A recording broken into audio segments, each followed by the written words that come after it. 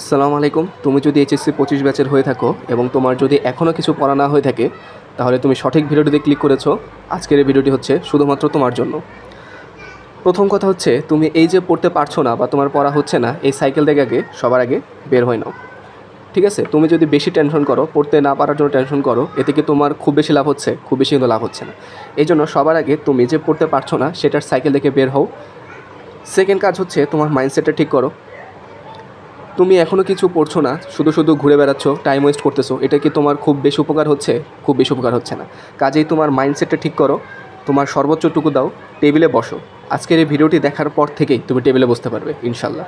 দিনে 10 ঘন্টার উপরে পড়াশোনা করো, ইনশাল্লাহ ভালো কিছু হবে। সেই বিষয়টা নিয়ে আজকে আলোচনা করছি। তাহলে প্রথম কথা হচ্ছে, তুমি পড়তে না পারার সাইকেল থেকে বের হও। সেকেন্ড কাজ তোমার হচ্ছে মাইন্ডসেট ঠিক করো। থার্ড কাজ যেটা হচ্ছে সেটা হচ্ছে প্রেস চার্ট বানাও। এই প্রেস চার্ট তোমাকে হেল্প করবে, তোমার কী কী গ্যাপগুলো রয়েছে, কোন কোন সাবজেক্টে কী পরিমাণ গ্যাপ রয়েছে সেগুলো ফাইন্ড করতে খুব হেল্প করবে। কী করবে, প্রথমে আগে একটা খাতা নেবে বা পেজ নেবে, সেই পেজে একটা চার্ট বানাবে।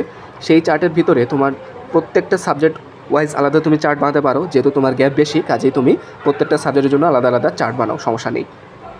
ধরো কথা কেউ একজন ফিজিক্স ফার্স্ট পেপারের জন্য সে তার প্রেস চার্টটা বানাবে। তাহলে সবার আগে ফিজিক্স ফার্স্ট পেপারে তোমার শর্ট সিলেবাসের যেগুলো চ্যাপ্টারগুলো রয়েছে সেই চ্যাপ্টারগুলোর তুমি আগে এখানে সিরিয়াল লিখে ফেলো। ধরো কথা ভেক্টর চ্যাপ্টার, এরপর হচ্ছে আমাদের বলবিদ্যা চ্যাপ্টার, এরপর হচ্ছে আমাদের কাজ শক্তি ক্ষমতার চ্যাপ্টার। ঠিক আছে? এভাবে তুমি সেট করে ফেলো। এরপরের যে কলামগুলো থাকবে, এখানে হচ্ছে আমি একটু পরে ফ্লো চার্ট তোমাকে দেখাই দেবো, যে ফ্লো অনুযায়ী পড়াশোনা করলে তোমার গ্যাপগুলো পূরণ হয়ে যাবে। সেই ফ্লো চার্টের টপিকগুলো এখানে দিবে। ধরো কথা তুমি দিবে হচ্ছে এখানে সিকিউ টপিক, বা এখানে থিওরি টপিক, বা এখানে হচ্ছে এমসিকিউ টপিক, এগুলো দিবে। দেওয়ার পর তুমি যখন ভেক্টরের থিওরি পড়বে, থিওরি পড়া শেষ হবে, সেই থিওরি পড়াকে তুমি এখানে একটা টিক চিহ্ন দেবে। দেন তুমি যখন বোর্ডের সিকিউগুলো সলভ করা শেষ হবে তখন এখানে একটা সিকিউ দিবে। দেন হচ্ছে তোমার বোর্ডের এমসিকিউ যখন পড়া শেষ হবে তখন এখানে একটা টিক চিহ্ন দেবে। এর মাধ্যমে খুব সহজেই প্রথমত তুমি বুঝতে পারবে তোমার যে চ্যাপ্টারগুলো আগে শেষ সেগুলো আগে টিক চিহ্ন দেওয়া থাকলো, বাকি যে চ্যাপ্টারগুলো বাকি থাকলো সেগুলোতে বুঝবে তোমার গ্যাপ আছে সেই চ্যাপ্টারগুলোতে। সেকেন্ড কাজ হচ্ছে, তুমি একটা চ্যাপ্টার কীভাবে শেষ করবে, দ্রুত সময় শেষ করবে, সেটাও তুমি এই চার্টের মাধ্যমে বুঝতে পারবে। আশা করি বুঝতে পারছো। প্রেস চার্ট নিয়ে আশা করি কোনো কনফিউশন থাকবে না। এরপর আসো প্রি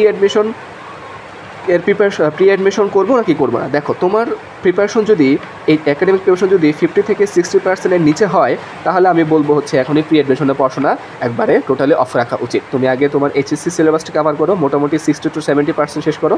দেন তুমি চাইলে প্রি অ্যাডমিশন বা অ্যাডমিশন হালকা পাতলা পড়াশোনা করতে পারো। আশা করি বুঝতে পারছো।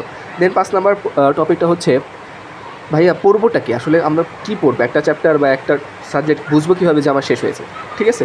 এই সমস্যা সমাধানের জন্য ভাইয়া তোমাদের জন্য নিয়ে এসেছি ফ্লো চার্ট। যে ফ্লো চার্টের মাধ্যমে তুমি একটা চ্যাপ্টার খুব ইজিলি শেষ করতে পারবে। সিকিউর জন্য তুমি সবার আগে পড়বে হচ্ছে থিওরি অথবা একটা লেখন। অনলাইনে তোমার 100 ঘন্টা 200 ঘন্টা ক্লাসের পেছনে দৌড়ে লাভ নেই, অথবা অফলাইনে কোনো কোচিংয়ের পেছনে দৌড়ে লাভ নেই। তুমি অফলাইনে একজন কমিটেড টিচারের কাছে পড়তে পারো, অথবা অনলাইনে একজন কমিটেড টিচারের কাছে পড়তে পারো, যেখানে তুমি শর্টলি এই তোমার সিলেবাসটা শেষ করতে পারবে। তো সেটার জন্য তোমার টিচার যে থিওরিগুলো তোমাকে পড়িয়েছে অথবা তুমি যে ক্লাস নোটটা করেছো সেটা খুব ভালো করে পড়বে। এরপর ফর্মুলার জন্য আলাদা একটা খাতা বানাবে, সেই খাতা থেকে ফর্মুলা, ওই চ্যাপ্টারের যা ফর্মুলা আছে সেই ফর্মুলাগুলো খুব ভালো করে শিখবে। এরপর খুবই ইম্পর্টেন্ট, সেটা হচ্ছে তুমি মেডিজি থেকে প্রথম 15টি কোশ্চেন একদম ঝাড়া মুখস্থ অথবা একদম ঝাড়া এগুলো সলভ করে ফেলবে। প্লাস তুমি বইয়ের পিছনে ফিজিক্স এবং কেমিস্ট্রি হাজারি স্যার এবং আমির স্যারের বইয়ের পিছনের যে এমসিগুলো আছে সেগুলো সলভ করবে, এবং অন্যান্য সাবজেক্টের জন্য তুমি বোর্ডের এমসিগুলো সলভ করবে। এই চারটা জাস্ট কাজ করো, ইনশাল্লাহ তোমার সিলেবাস দ্রুততম সময় শেষ হয়ে যাবে আশা করছি। এবং এখানকার যে টপিকগুলো সেগুলো তুমি প্রেপ চার্টে বসাতে পারো। তো আশা করি বুঝতে পারছো। এই ভিডিওটি এখনই স্টপ করে এখনই পড়তে বসে যাও। ইনশাল্লাহ তুমি খুব দ্রুততম সময়ে 2 থেকে 3 মাসের ভিতরে সিলেবাসটা শেষ করে ইনশাল্লাহ অ্যাডমিশনের প্রিপারেশন নিতে পারবে। Thank you so much.